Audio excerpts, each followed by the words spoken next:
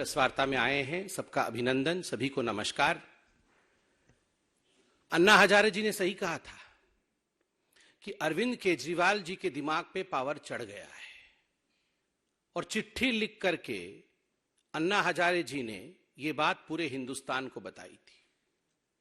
आज जिस प्रकार की भाषा और जिस प्रकार की झूठी बातों का भाषण और उसका पुलिंदा अरविंद केजरीवाल ने अपने एक बैठक में रखा है, वो अपने आप में अन्ना हजारे जी की इन बातों को चरितार्थ करता है, उसे सत्य कहता है।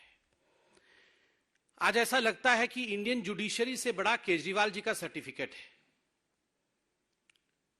कोई इंडियन जुडिशरी की सर्टिफिकेट की आवश्यकता नहीं है। अगर केजरीवाल जी कह दें कि फलाना आदमी ऑनेस्ट है तो वो ऑनेस्ट है, अगर वो कह दें कि ये सारे लोग भ्रष्ट हैं तो वही भ्रष्ट है। ये सबसे बड़े केजरीवाल जी का सर्टिफिकेट है।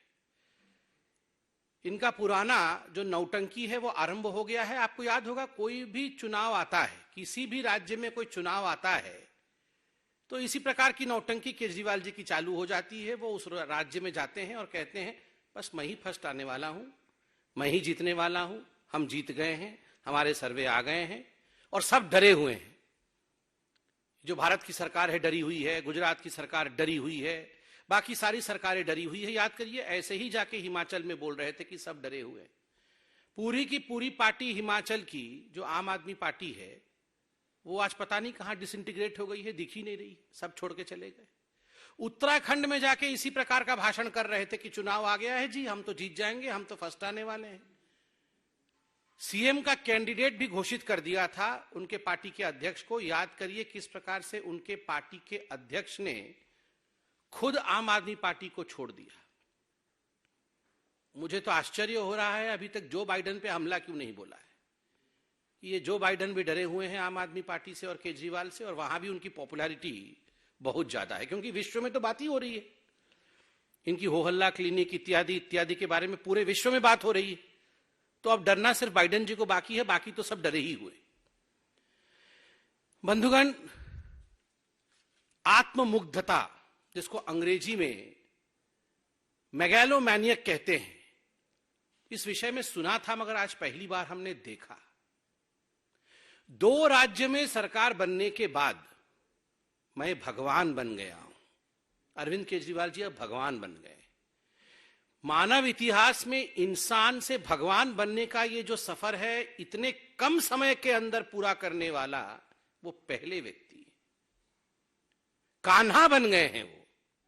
केवल भगवान ही नहीं, कान्हा और कृष्ण, और राक्षसों का वध कर रहे हैं। एक्साइज चोरी करने वाला, शराब में से कट खाने वाला अपने आप को माखन चोर से कंपेयर कर रहा है। कमाल है। इस लेवल का मेगैलोमैनिक एटीट्यूड हमने किसी भी नेता, अरे महात्मा गांधी जिन्होंने हिंदुस्तान को आजाद कराया, उन्होंने कहा मैं हिंदुस्तान का सेवक हूं, वो साधारण व्यक्ति बने रहे। 18 राज्यों में हमारी सरकार, हम कहते हैं कि हम लोग सेवक हैं, जनता जनार्दन है, भगवान कोई है तो वो जनता है। और यहां केजरीवाल जी कान्हा बन गए, भगवान बन गए। वाह। ये अमानतुल्लाह खान, अभी मैं टीवी में देख रहा था कि जब इनके घर में रेड हुई तो बदसलूकी की गई। जो लोग आए थे अधिकारी, उनके साथ मारपिटाई इत्यादि बदसलूकी की गई। उनके घर से हथियार भी बरामद हुए, ये मीडिया वाले दिखा रहे हैं। लाखों रुपए बरामद हुए, यह भी मीडिया में चल रहा है। और ये कान्हा है, ये अमानतुल्लाह खान कान्हा है। ये ताहिर हुसैन, जो इनका काउंसलर, अपने घर के छत के ऊपर जिसने बम रखे थे, जिसने अपने घर के ऊपर पेट्रोल बम रख करके लोगों की हत्याएं में जिसकी साजिश थी, वो संविधान को बचाने का काम कर रहा था। ये भगवान है। मुझे आश्चर्य होता है कि आज अरविंद केजरीवाल ने कहा कि हम ईमानदार, कट्टर ईमानदार लोग हैं। इतिहास में सबसे कम समय के अंदर अगर किसी सरकार में सबसे ज्यादा मंत्रियों को भ्रष्टाचार के आरोप के कारण इस्तीफा देना पड़ा हो तो अरविंद केजरीवाल की पार्टी की है। याद करिए, नया नया दिल्ली में सरकार अरविंद केजरीवाल जी का बना था, तो जितेंद्र तोमर को लेकर अरविंद केजरीवाल जी उस समय भी इसी प्रकार से भाषण दे रहे थे और कह रहे थे ये तो मोदी जी, ये तो सरकार डर गई है, वरना सबसे पढ़ा लिखा इंसान तो जितेंद्र तोमर है। बाद में सारी फर्जी डिग्रियां निकली तो जितेंद्र तोमर को चुपके से मंत्रिमंडल से निकाल दिया है। पार्टी से नहीं निकाला है, मंत्रिमंडल से निकाला है। जो इतना कट्टर ईमानदार है वो पार्टी से नहीं निकाला है, केवल मंत्रिमंडल से। राशन कार्ड किस प्रकार इनके संदीप कुमार बनाते थे, महिलाओं के सम्मान के विषय में बात कर रहे थे, वो तो सीडी बन के सामने आ गई, तब पूरी दुनिया ने देख लिया, वरना ये तो संदीप कुमार को भी बचाने में लगे हुए थे। अभी भी संदीप कुमार आम आदमी पार्टी में, पार्टी से बाहर नहीं गए।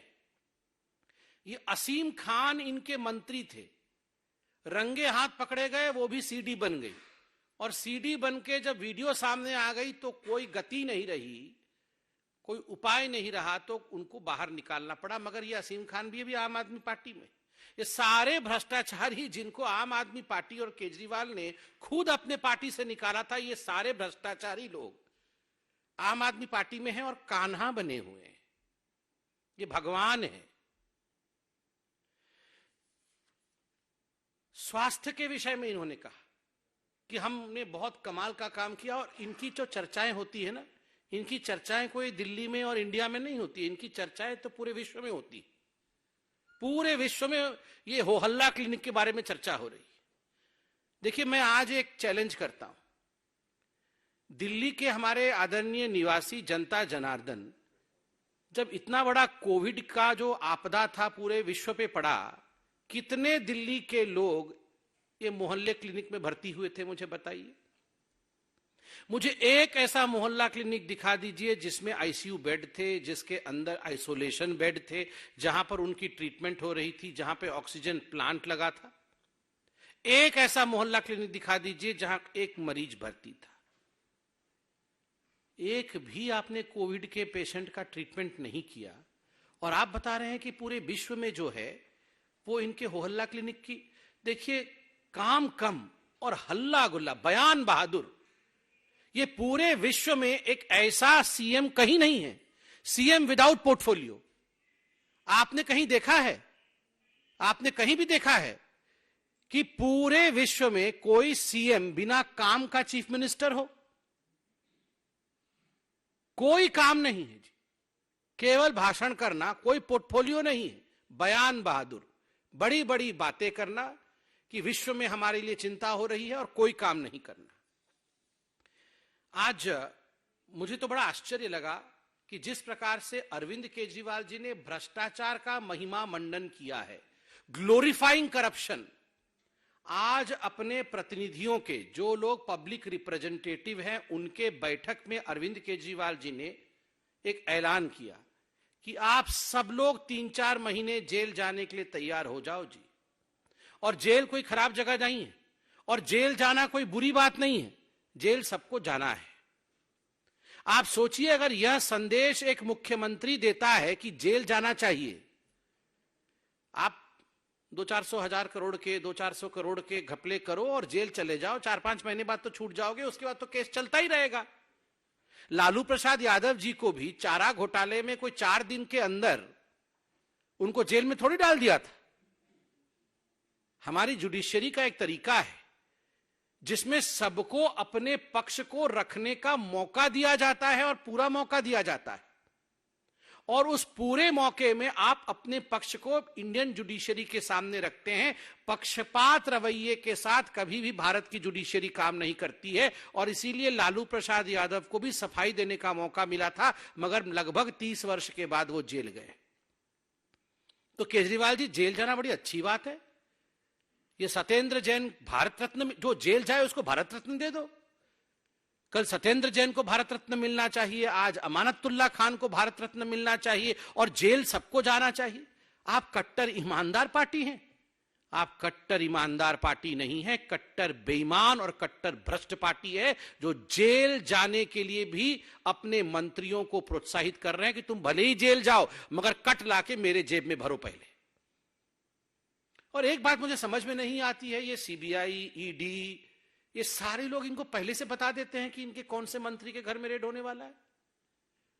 दो तरफा बातें करते हैं। एक तो कहते हैं कि जो भारतीय सरकार है वो सबको डरा के रखती है, ये सारे कठपुतली हैं जी ये सीबीआई वाले, और फिर बोलते हैं हमें तो सीबीआई वाले आके सब बता देते हैं कि अगला जो है ये जो इनका ट्रांसपोर्ट मंत्री है गहलोत, उसके घर में रेड होने वाला। मतलब पता सब है किस किस से करप्शन कराया है और किस किस के पास किस प्रकार का घोटाले की कागज और दस्तावेज है, कहां कहां गड़बड़ी हुई है, सब पता है। कराया तो इन्होंने ही है, अपना हस्ताक्षर कहीं डाला नहीं है।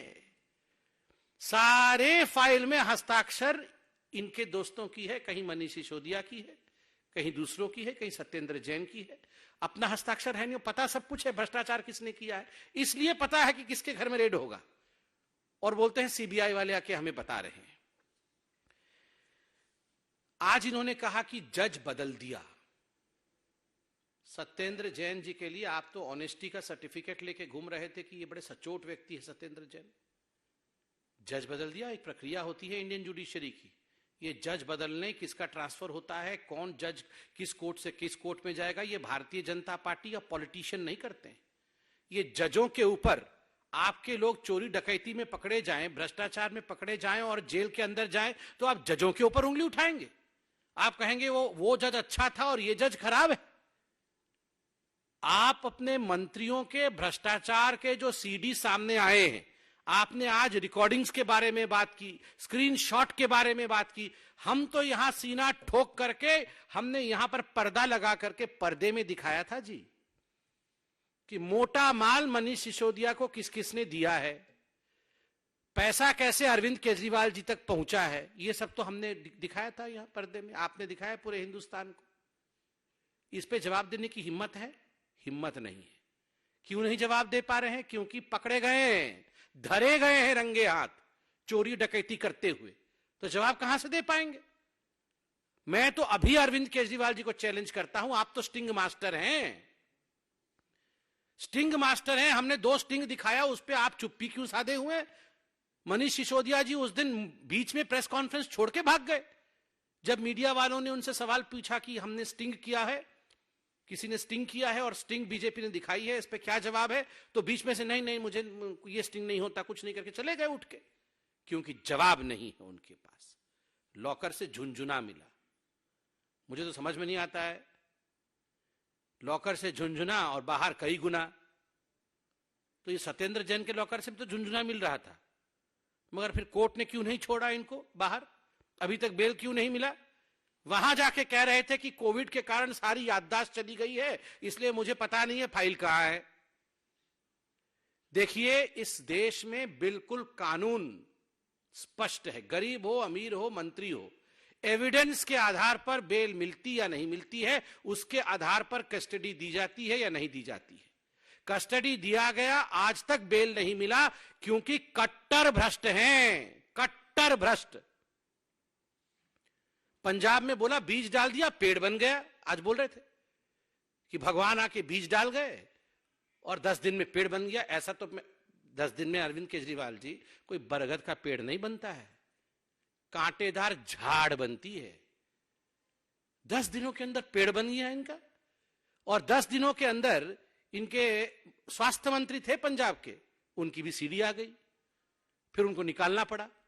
तो कांटेदार झाड़ है ये, भ्रष्टाचार में लपटे हुए झाड़।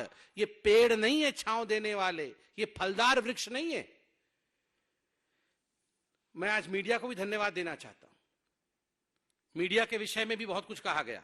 मीडिया के विषय में कहा गया कि आप लोग डरे हुए हैं। बिल्कुल, भारत की मीडिया, भारत की जुडिशरी कोई डरी हुई नहीं है। बहुत प्रलोभन देने की कोशिश है केजरीवाल जी की पार्टी, 3000 गुना अपना विज्ञापन बढ़ा करके मीडिया के माध्यम से प्रलोभन देने की कोशिश कर रही थी, मगर मीडिया कभी झुकी नहीं। मीडिया ने कभी भी इनके गलत कामों में इनका साथ नहीं दिया। इसी कारण से आज अरविंद केजरीवाल जी कहीं ना कहीं बौखलाए हुए थे, क्योंकि वो चाह रहे थे कि मनीष सिसोदिया ने ये जो मोटा माल खाया है, और ये अरविंद केजरीवाल जब तो तार जुड़े हुए हैं मनीष सिसोदिया के, ये सारा विषय ब्लैकआउट कर दिया जाए और कोई दिखाए नहीं, क्योंकि एडवर्टाइजमेंट देते हैं। अरविंद जी, ये एक मैच्योर डेमोक्रेसी है, इस मैच्योर डेमोक्रेसी में हमारी मीडिया, आप प्रलोभन कितना भी दे दीजिए, जो हकीकत है उसे दिखाकर ही छोड़ेगी। ये एक फोन नंबर जारी किया है केजरीवाल जी ने कि वो फोन करने से भारत नंबर 1 बन जाएगा। अरविंद केजरीवाल जी, नंबर 2 के काम करने से भारत नंबर 1 कभी नहीं बन पाएगा। अगर आप नंबर 2 के काम करेंगे, आप शराब घोटाला करेंगे, तो भारत नंबर 1 कभी नहीं बनेगा। अगर राशन कार्ड में आप महिलाओं का उत्पीड़न करेंगे, तो भारत नंबर 1 कभी नहीं बनेगा। यदि आप डीटीसी बस खरीदने में हजारों करोड़ का घोटाला करेंगे, तो भारत नंबर 1 कभी नहीं बनेगा। 500 स्कूल बनाएंगे बोल करके, पुराने स्कूलों को रंग रोगन करके, आज आप अगर लिस्ट नहीं दे पाएंगे स्कूलों का, तो भारत नंबर 1 कभी नहीं बनेगा। आपके स्वास्थ्य मंत्री पंजाब में जाकर यदि भ्रष्टाचार करेंगे, तो भारत नंबर 1 कभी नहीं बन पाएगा। और आप कह रहे थे कर्ज में नहीं है दिल्ली। कर्ज का पूरा कच्चा चिट्ठा लेके आया हूं। यह सीएजी की रिपोर्ट है, कोई भारतीय जनता पार्टी का दस्तावेज नहीं है। क्या कहती है CAG? The Delhi government's debt increased by nearly 7% in the 4 years period up to 2019-20। 4 वर्षों में 7 गुना बढ़ गया जो दिल्ली का डेट, जिसको डेट को हिंदी में कर्ज कहते हैं।